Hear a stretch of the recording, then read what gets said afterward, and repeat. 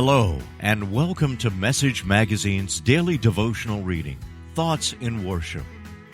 Does it seem like your days are getting longer, yet your time with Jesus is getting shorter? Or maybe you just need a little pick-me-up that lasts longer than that morning cup of coffee, and is healthier too. Whatever the case, the way you spend the next few minutes in time just might determine where you spend eternity. And now, here's your host, author, speaker, L. David Harris. Today's scripture focus, Numbers chapter 23, verses 19 and 20. We are focusing on sin recovery principle number 3 of 12. We have decided to submit our wills and lives wholeheartedly to God. Trust is a precious commodity that is hard to come by. And some of us have an especially difficult time trusting people because some or many persons disappointed us during our formative years. Perhaps your father said he was going out to the store and never came back because he was leaving your mom.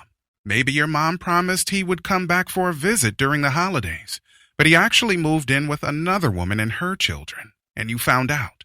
Maybe your friends said they cared about you, but when you were all in mixed company, they acted like they didn't know you because you were not popular enough to their clique. Maybe you told your close neighbor an embarrassing family secret, and that neighbor blabbed it all over the neighborhood. Perhaps you were groomed and molested by a close friend of the family. There are so many ways people betray each other where we say one thing and do the exact opposite. Consequently, we often inadvertently charge God with the crimes of flawed human beings. Sometimes we feel like if people have left us high and dry, perhaps God is also that way. And if God is that way, many have decided not to trust Him either. The story of Balaam and Balak is a clear indicator of the difference between God and us. Balak wanted Balaam to curse God's people so they would not be so powerful. Through many rounds of discussion, Balaam finally said that whom God blesses, no man can curse. This is an ironclad promise.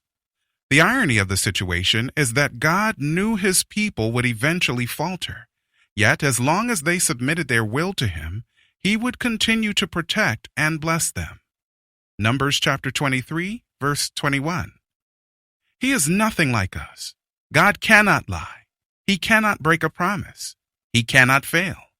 When He blesses a person, that person will remain so until or unless that person chooses to separate from God's will. Deuteronomy chapter 28.